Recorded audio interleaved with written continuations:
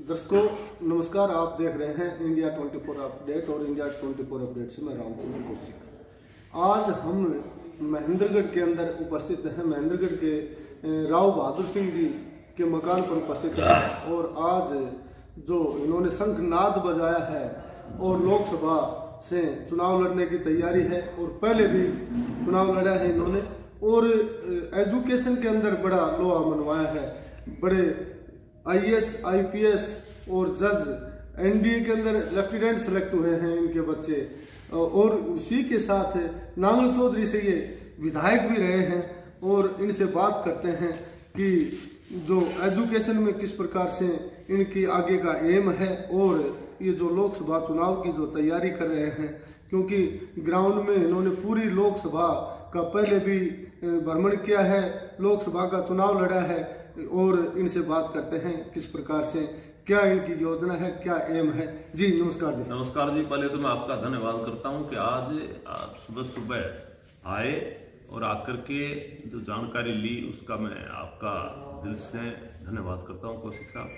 और जहां तक कि आपने आज एजुकेशन की बात की, हम एजुकेशन की बात करते हैं तो आपको पूरी तरह से आपके भी संज्ञान में है, पूरे इलाके के संज्ञान में है। जिस प्रकार से 1995 से पहले इस सारे इलाके को काला पानी कह करके, बैकवर्ड कह करके और यहाँ कोई अधिकारी नहीं रुकता था, अच्छा व्यापारी नहीं रुकता था। लेकिन जब आपकी सोच बदली और 1995 में मकर संक्रांति 14 जनवरी के दिन आपने भगवान कृष्ण के नाम से कीर्तन से नाम का पौधा लगाया और उस पौधे ने जिस प्रकार के इस पूरे इलाके को फल देने का काम किया, जिस इलाके से आने वाला हर अधिकारी नफरत करता था, उस इलाके में आज बात करें, चाहे यूपीएससी की बात करें, चाहे आईएएस की बात करें, चाहे आईपीएस की बात करें, चाहे आईआरएस की बात करें, चाहे एचसीएस की बात करें और चाहे एचपीएस की बात करें और चाहे आप मिलिट्री में लेफ्टिनेंट की बात करें और चाहे आज आपके इलाके में कहीं कहीं कंपाउंडर पैदा होता था, उस इलाके में आज एक एक गांव में 40-50 बच्चे डॉक्टर बनाने की बात करें। इस बात को लेकर के आपको पूरी तरह से आपके संज्ञान में है कि हमने जिस प्रकार का प्रयास किया और पूरे इलाके के बुद्धिजीवियों ने जो हमारे साथ में लग करके जिस प्रकार का मुझे मोटिवेट करने का काम किया, उसको लेकर के आज हम इस बात को लेकर के आपको एक बात और भी बताना चाहता हूं, क्योंकि 1995 के बाद में अब की बार हम 29 साल पूरी करेंगे और 29 साल के जो कार्यकाल रहा उसकी पूरे इलाके को पूरी जानकारी है। लेकिन हम हर साल मकर संक्रांति 14 जनवरी हर साल मनाने का काम करते हैं, उसका जन्मदिन मनाते हैं। पिछली बार भी हमने आपके कनेडा में 28वां जन्मदिन मनाया और जिस प्रकार से हमने जाकर के लोगों से जब निमंत्रण दिया, प्रार्थना की, उसको स्वीकार कर करके और लोग लाखों की तादाद में लोग आए भी और आए। लेकिन फर्क इतना था कि पहले जब हम वहाँ बुलाते थे 14-13 तारीख को, तो वहाँ लोगों को 60 साल के बुजुर्गों को, मेरी माता बहनों को और गांव के सरपंच, पंच, लंबड़दार, रिटायरमेंट कर्मचारी, अधिकारी, जिला पार्षद, ब्लॉक समिति के मेंबरों का सम्मान करते थे। लेकिन पिछली बार ज़्यादा भीड़ होने की वजह से हम अच्छे तरीके से उनका सम्मान नहीं कर पाए। इसलिए हमने पिछली बार फैसला लिया था कि अगली बार जब यदुवंशी का भगवान कृष्ण का जन्मदिन मनाएंगे और जहाँ भी मनाएंगे उसी इलाके के लोगों को वहीं जाकर के गांव में निमंत्रण भी देंगे और गांव में ही जाकर के सम्मानित करने का काम करेंगे।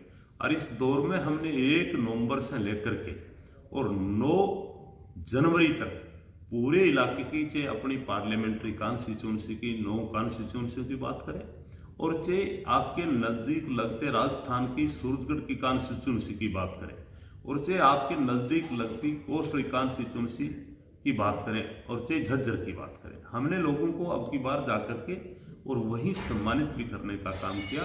सम्मानित लोग थे उनको सम्मान किया और सारे गांव में जाकर के हमने ये 14 तारीख का जो जन्मदिन है उसका चरखी दादरी का न्योता भी देने का काम किया। तो उसको लेकर के आज चर्चाएं हैं, क्योंकि चुनाव नज़दीक है और जो चुनाव नज़दीक होता है, जब राजनीतिक में कोई आदमी होता है तो उसकी हर जगह कोई ना कोई चर्चा चलती है।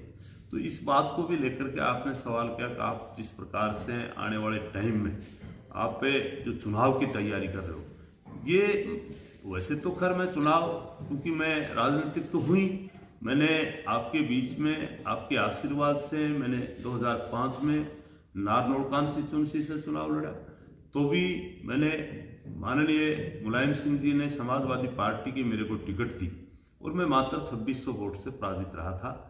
जबकि मेरी अगर होम कॉन्स्टिट्यूंसी की बात करूं तो मेरी जो कार्यशैली रही या लंबा टाइम, मैंने सबसे ज़्यादा टाइम या कहीं न कहीं अच्छा किया तो महेंद्रगढ़ के लिए सबसे पहले करने का काम किया। लेकिन मैं यहाँ ना लड़ करके, क्योंकि इसमें भी कोई दो राय नहीं कि रामविलास जी शर्मा से भी, दान सिंह जी से भी मेरे अच्छे रिश्ते थे और उनको लेकर के मैंने अपनी कॉन्स्टिट्यूंसी नारनौल चुनी और वहाँ से चुनाव लड़ा। मैं मात्र 2600 वोट से पराजित रहा। उसके बाद में बराबर हम काम करते रहे और 9 में जब मेरे को माननीय चौटाला साहब ने अपनी टिकट दे करके और नांगल चौधरी से लड़ाने का काम किया तो लोगों ने जिस प्रकार का प्यार दिया, मेरे को 14,000 वोटों से जिताने का काम किया। उसके बाद में आपके बीच में जब 14 आए और जब पार्लियामेंट के चुनाव आए तो माननीय चौटाला साहब ने मुझे भिवानी महेंद्रगढ़ से टिकट दे करके अपना कैंडिडेट बनाया।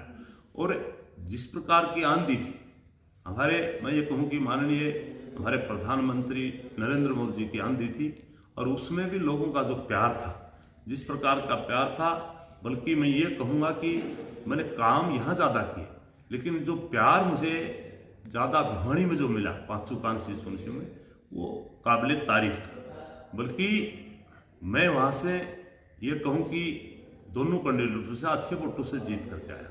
लेकिन थोड़ा सा यहाँ कहीं न कहीं मोदी जी का एक हवा थी, उसके वजह से मैं मात्र 46,000 वोटों से पराजित रहा। जबकि पूरे देश में जिस प्रकार की आंधी थी, कोई 9 लाख से हार रहा था, कोई 7 लाख से, कोई 5 लाख से, कोई 6 लाख से, और मैं मात्र 46,000 वोटों से था। हरियाणा प्रदेश में सबसे बड़ी बात, मैं सबसे कम वोटों से मैं पराजित रहा था। और उसको लेकर के आज अगर चर्चाएं हैं तो कहीं न कहीं मैं इसको नकार तो नहीं सकता, क्योंकि मैं लाइन में हूँ और लाइन में भी अगर सर्वे करवा करके टिकट दी गई तो मैं कांग्रेस का नंबर 1 कैंडिडेट रहूंगा, भारी मतों से जीतने का काम भी करूंगा। तो 100% कांग्रेस मुझे टिकट देने का काम करेगी और वो चुनाव लड़ करके हम विजयी रहेंगे। कांग्रेस में लोकसभा के टिकट के कई दावेदार हैं। राव दान सिंह हैं, श्रुति चौधरी हैं, लोकसभा सदस्य भिवानी महेंद्रगढ़ लोकसभा से पहले भी रही हैं और उनका बड़ा प्रभाव है। लेकिन जो आज देखा जा रहा है, आपने सम्मानित करने का जो गांव में कार्यक्रम किया है, पूरी लोकसभा में घूमे हैं, आपको क्या लग रहा है, आपकी क्या रिस्पॉन्स रही है? क्या आप उसी का फायदा उठाना चाह रहे हैं? आपने लोगों की नब्ज को टटोला? नहीं, ऐसा है, इसमें कोई दो राय नहीं कि वो श्रुति चौधरी वो चौधरी बंसीलाल की पोती है और चौधरी बंसीलाल में इसमें कोई दो राय नहीं। बंसीलाल जी ने जितने काम विकास के किए वो काबिल तारीफ थे। लेकिन श्रुति चौधरी जब 14 में चुनाव लड़ा तो श्रुति चौधरी तीसरे नंबर पर रही थी और जब 19 में फिर श्रुति चौधरी को टिकट दी गई तो वो तकरीबन 5 लाख वोटों से हारी थी। तो कहीं न कहीं क्राइटेरिया कांग्रेस पार्टी, कांग्रेस के नेता क्राइटेरिया बनाने का काम करेंगे, उससे को लेकर के वो टिकट मेरे को देने का काम करेंगे। 100% टिकट मेरे को मिलेगी और मैं जीतूंगा भी। और जहां बात है काम की, मेरे को किस लिए दें, तो मैं एक बात तो मैं भी कह सकता हूँ और मैं नहीं, आप किसी से पूछ सकते हो, इस इलाके में हरियाणा प्रदेश बनने के बाद में अगर मैं ये कहूँ कि चौधरी बंसीलाल ने अच्छे काम किए, राव वीरेंद्र सिंह जी ने अच्छे किए, चौधरी देवलाल ने अच्छे किए, सभी ने अपने अपने तरीके से बहुत विकास करवाए।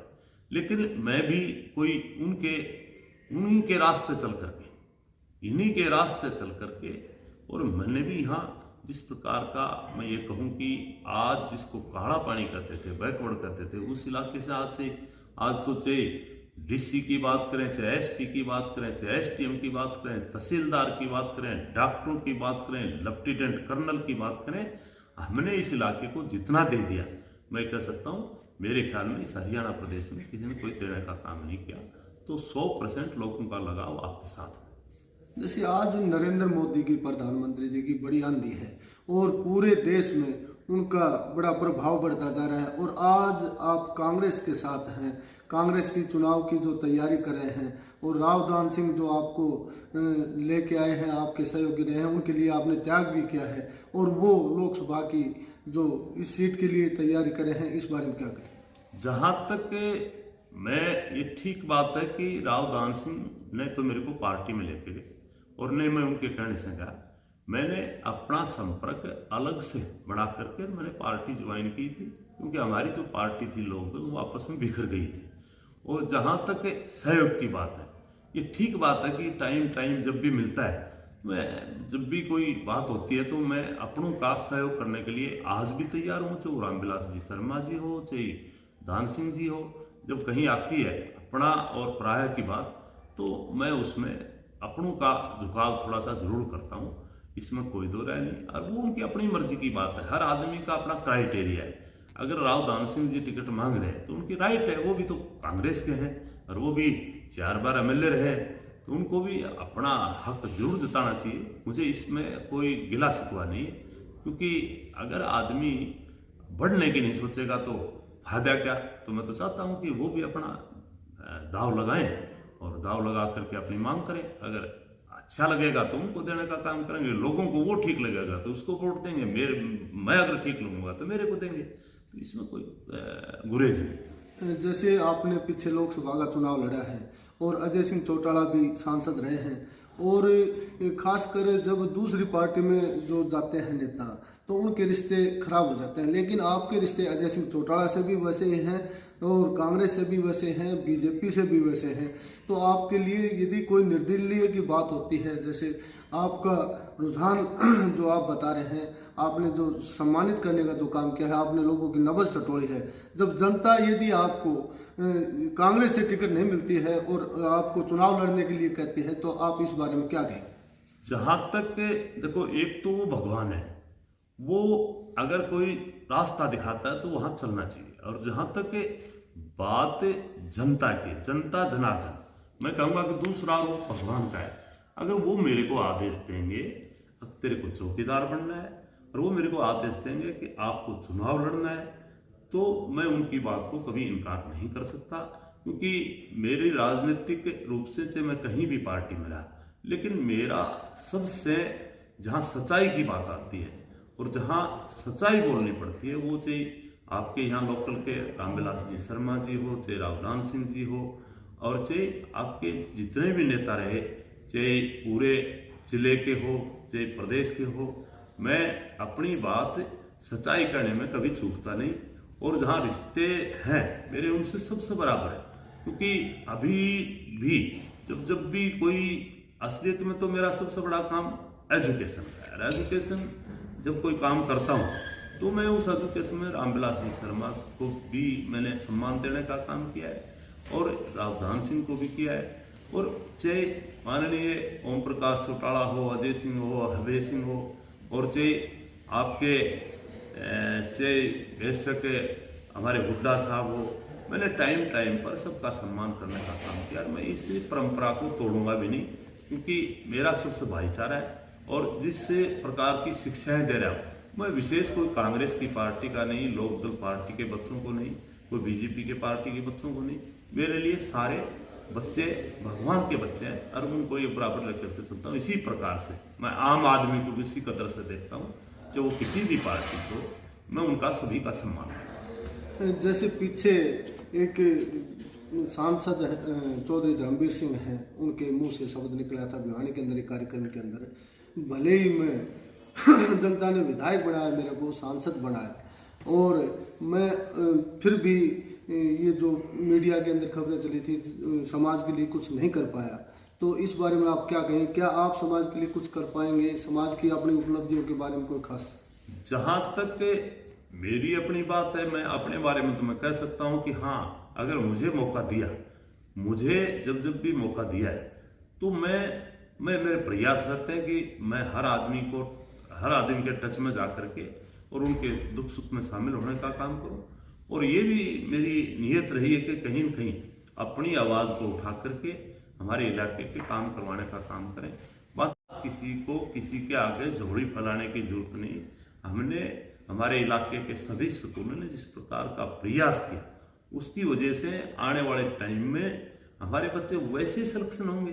और जहाँ तक धर्मवीर जी की बात है, मैं धर्मवीर जी का दिल से उनका आदर करता हूँ, सम्मान करता हूँ, क्योंकि मैं एक बात कह सकता हूँ कि धर्मवीर जी कोई बुरे आदमी नहीं है। धर्मवीर जी अपने आप में, धर्मवीर जी आपको हमारी यादों से भरमार है। उन्होंने भी चाहे आज यूनिवर्सिटी की बात करें, उनके टाइम में काम हुआ और उनके टाइम में विकास भी हुआ। तो जितने भी नेता है, धर्मवीर जी ठीक है कि भाई आजकल बीजेपी में थोड़ी सी ताकत ज़्यादा है और इसलिए किसी MP और MLA के नहीं सुनते हैं, लेकिन इसमें कोई जरूरत नहीं। आदमी अच्छे हैं और अच्छे आदमी की मैं कदर भी करता हूँ। मेरे बाद में मेरे नांगड़ चौधरी से अभय सिंह जी बने, अभय सिंह जी ने भी अच्छा काम करवाया, मैं उनका भी धन्यवाद करता हूँ। अब इसी प्रकार से इसी लगन के साथ में सारे लगे रहे ताकि आने वाले टाइम में हमारा इलाका और ज़्यादा तरक्की करे। वैसे तो तरक्की कर चुका, जिस इलाके में एजुकेशन आ जाती है वहाँ अपना आप ही तरक्की का रास्ता खुल जाता है।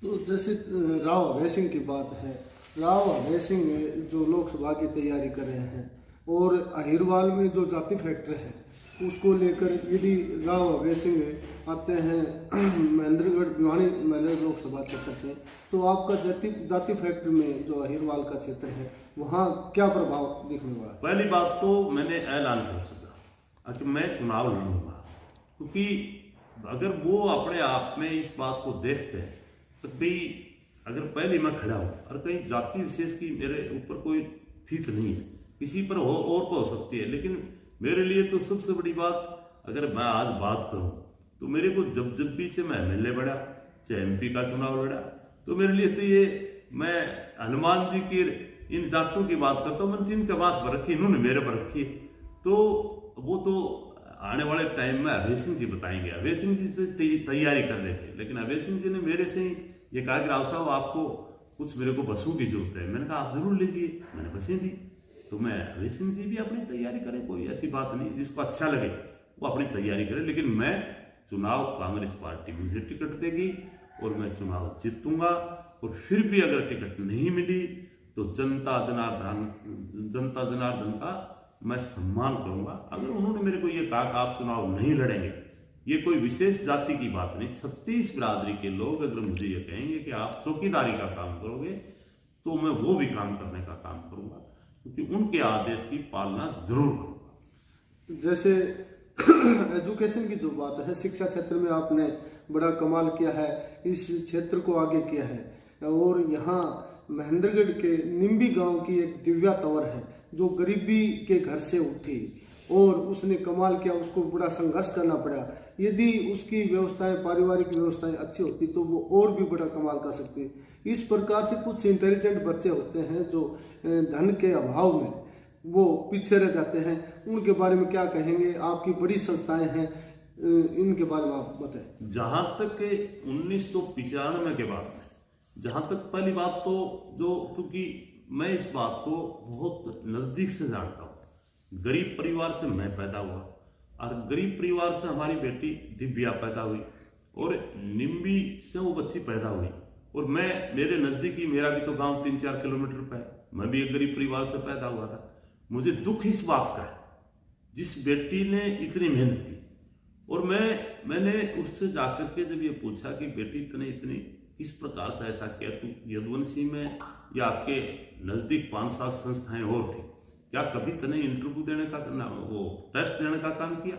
लेकिन वो बेटी ने ये कहा कि मैं फीस से कहीं न कहीं इस बात से डरती थी कि मेरे पास में इतनी फीस नहीं, लेकिन मैं वो अगर हमारे पास में आती, वो अन्य स्कूल में भी जाती तो उस बेटी को सम्मान मिलता। लेकिन दुख इस बात का है जिस माँ ने मजदूरी करके बेटी को पढ़ाया और जिस माँ ने लंबे सपने लिए, जिस बच्चे ने बड़ी कड़ी मेहनत की, लेकिन दुख इस बात का कि हमारी जो आज कानून और जिस प्रकार की ये SC, BC, जर्नल और जिस प्रकार का OBC ये डाल करके उस बच्ची को 2 बार उसने फाइट किया और उसको कहीं न कहीं राजपूतों की बेटी मान करके और कहीं न कहीं उसको एक इस प्रकार का जर्नल का जो लगाने का काम किया, मैं इस बात के हक में नहीं हूँ। मैं चाहता हूँ कि एक देश में ऐसी परंपरा लाई जाए जो असली गरीब है या असली हकदार है, जो इस प्रकार का आज अगर एक मैं ओबीसी हूँ, थोड़ी देर के लिए मैं यादव हूँ, मेरे को ओबीसी का फायदा मिल रहा है। ओबीसी का फायदा उसको मिले जिसके पास में आर्थिक तौर पर कमजोर हो, और आर्थिक तौर पर कमजोर और अच्छा बच्चा हो उसको मिले, नहीं कि मेरे को मिले। तो इस प्रकार से जैसे राजपूत के घर में अगर बेटी ने जन्म ले लिया तो कोई बुरा थोड़ी कर दिया भगवान ने। वो गरीब परिवार से थी तो उसकी बात को पहले आगे रख करके आर्थिक तौर जोड़ करके, और जो बढ़िया का बेटा है बढ़िया, आज मानते हैं व्यापारी है सबसे बड़ा, अगर धनाढ़ होता तो बढ़िया होता, लेकिन बढ़ियों में कई ऐसे बच्चे हैं जिनके आज सुबेरी खाना खा लिया, शाम को कहीं पे अपना जाब्ता कर करके या तो मजदूरी करके कमा करके रोटी खाते हैं, तो उनको फायदा मिलना चाहिए। इस परंपरा को हमारी सेंट्रल गवर्नमेंट को इसमें कहीं न कहीं सुधार करना चाहिए और स्टेट गवर्नमेंट को भी करना चाहिए। जैसे दादरी का कल का जो सकरात का जो आपका कार्यक्रम है, जो सम्मान समारोह है, बड़ा कार्यक्रम है, जो आपने पहले भी मंदोला के अंदर बड़ा कार्यक्रम किया था, स्कूल के अंदर कनेड़ा के अंदर भी बड़ा कार्यक्रम किया था, तो दादरी वाला जो कार्यक्रम है किस प्रकार का क्या कार्यक्रम होगा जो हमारे दर्शक देख रहे हैं, कब पहुँचे, कैसे पहुँचे और किस प्रकार की क्या व्यवस्था है, उसको लेकर क्या कहेंगे? वहाँ पर कौन मुख्य अतिथि? हमारे बीच में वैसे अब की बार 29वां जन्मदिन हम चरखी दादरी नई अनाज मंडी में मनाने का काम करेंगे। उसकी हमारे जो चीफ गेस्ट रहेंगे वो एक बहुत चर्चित व्यक्ति रहेंगे। स्टेट में गवर्नर का पद सुनिश्चित किया है और उस पर रह करके जिस प्रकार से जम्मू कश्मीर में 370 धारा हटा करके और शांतिपूर्वक जम्मू कश्मीर को चलाने का काम किया, वो हमारे चीफ गेस्ट सतपाल मलिक हमारे चीफ गेस्ट रहेंगे। और की उसकी अध्यक्षता हमारे श्रवण कुमार सूरजगढ़ विधायक हमारी अध्यक्षता करेंगे। और इस बात को लेकर के हमने पूरी तरह से तकरीबन लाख आदमियों का हमने वहाँ भोजन भी करने का काम किया है, भोजन भी करेंगे, और लाखों आदमी बैठने के लिए हमने वहाँ जगह भी बनाने का काम किया है। और पूरी तरह से पूरे इलाके में जाकर के, क्योंकि ये भगवान कृष्ण का 29वां जन्मदिन होगा और इसमें लोग मेरे ख्याल में 1-1.5 लाख लोग पहुंचेंगे। क्योंकि मेरा जब भी कहीं भी प्रोग्राम होता है कि मेरा लोग इस बात से सम्मान करते हैं, मैं कोई जाति विशेष का आदमी नहीं हूँ।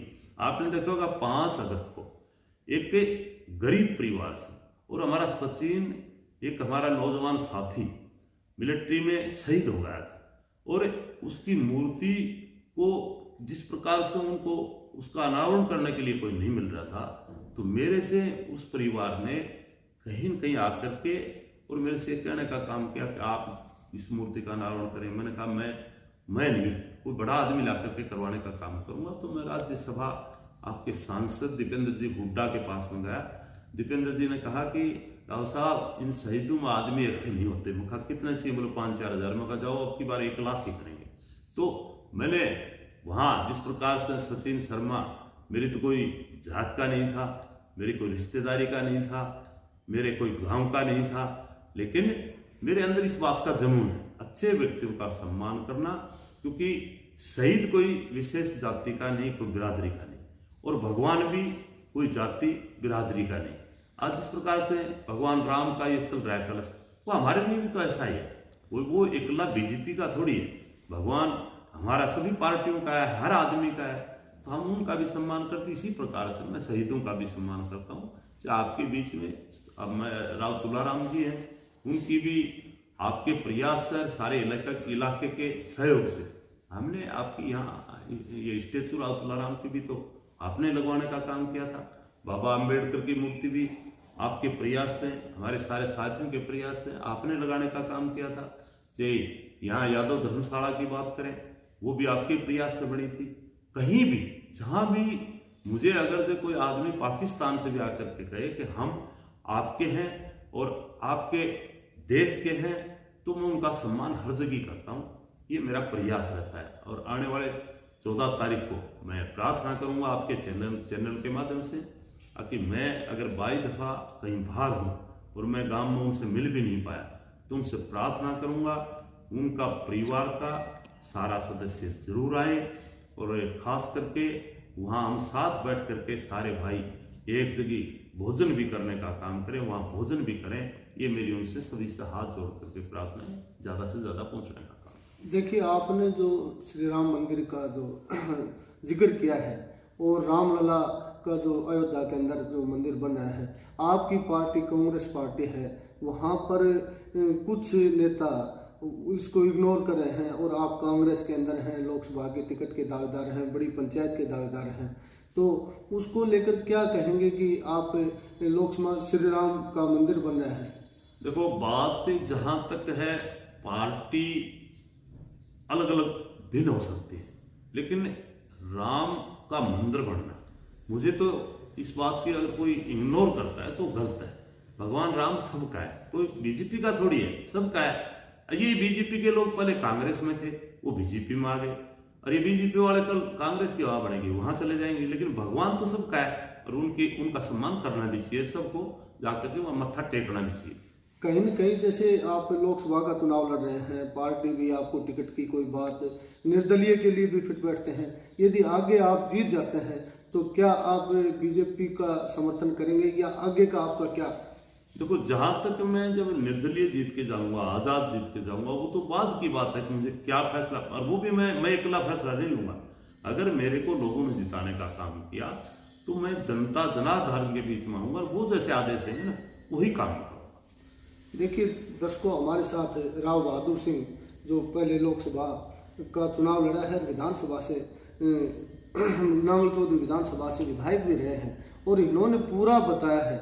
और यदुवंशी का जो पौधा 1995 में लगाया था, इस क्षेत्र में बड़ा कमाल किया है, पूरे हरियाणा में बड़ा कमाल किया है। हरियाणा नहीं, राजस्थान में भी जो सोली इनका गांव है वहाँ भी इन्होंने बड़ा कमाल किया है। हाँ, एक बात मैं पूछना बीच में रह गया था, ये कम पढ़े लिखे जरूर हैं लेकिन शिक्षा के क्षेत्र में इन्होंने बड़ा कमाल किया है। डिग्री में कम है लेकिन ज्ञान में कम नहीं है, इसको लेकर एक बार ये क्या कहें? जहां तक ये बात ठीक है कि मैं छोटे परिवार में पैदा हुआ, क्योंकि आर्थिक तौर पर हम कमजोर थे और कहीं कहीं अपनी दो रोटी का कहीं कहीं जुगाड़ करने के लिए आपके बीच में मैं आपके हरियाणा प्रदेश में आया और आकर के मैंने यहाँ 150 रुपये में नौकरी करने का भी काम किया। लेकिन मैंने इस बात को पूरी तरह से मैं अपने आप में समझ रहा था कि आने वाले टाइम में हम अगर कुछ नहीं कर पाए, मेरी एक सोच थी, सोच के साथ साथ में जिस प्रकार से मैंने व्यापार किया उसमें भगवान ने मुझे सहयोग दे करके इतना समर्थ बनाने का काम किया।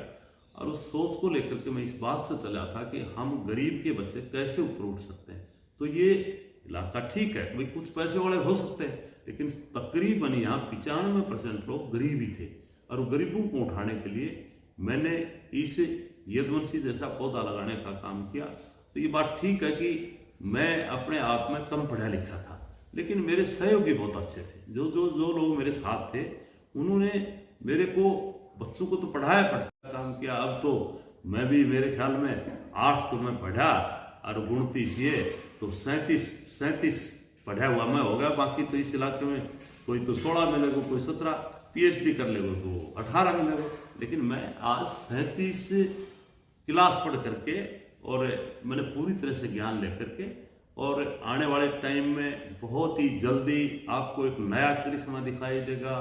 आपके गांव में, सोड़ी में, राजस्थान में यूनिवर्सिटी आएगी और फिर इसके अंदर मेडिकल कॉलेज भी लाएंगे, पूरे इलाके की सेवा करने का काम करेंगे। देखिए, राव साहब ने बताया मेडिकल कॉलेज जो बड़ी बात है, ये मेडिकल कॉलेज नज़दीक गांव कोरियावास में जो नारनौल के अंदर है, ये नज़दीक है, तो इसको लेकर दोनों नज़दीक है, इसके बारे में क्या कहेंगे आप? महेंद्रगढ़ में क्यों नहीं करें? मैं जहाँ तक के मैं बात कर रहा हूँ मेडिकल कॉलेज की, अगर हमारे जिले में एक है भी तो मैं ये कहूँगा कि आज भी मेडिकल कॉलेज की हमारे देश में कमी है, चाहे हरियाणा प्रदेश और चाहे देश में। आज भी मेडिकल कॉलेज अगर हर तहसील वाइज खोला जाए, क्योंकि आज हमारे बच्चे अगर मेडिकल कॉलेज ज़्यादा होंगे तो आज बच्चे अपने पीछे एक, जिस प्रकार से लड़ाई चल रही थी यूक्रेन में, कितने बच्चे खराब हुए, कोई यूक्रेन जाता है, कोई रशिया जाता है, कोई आउट ऑफ मतलब ये कहूँ कि दूसरे देशों में जाकर के पढ़ते हैं।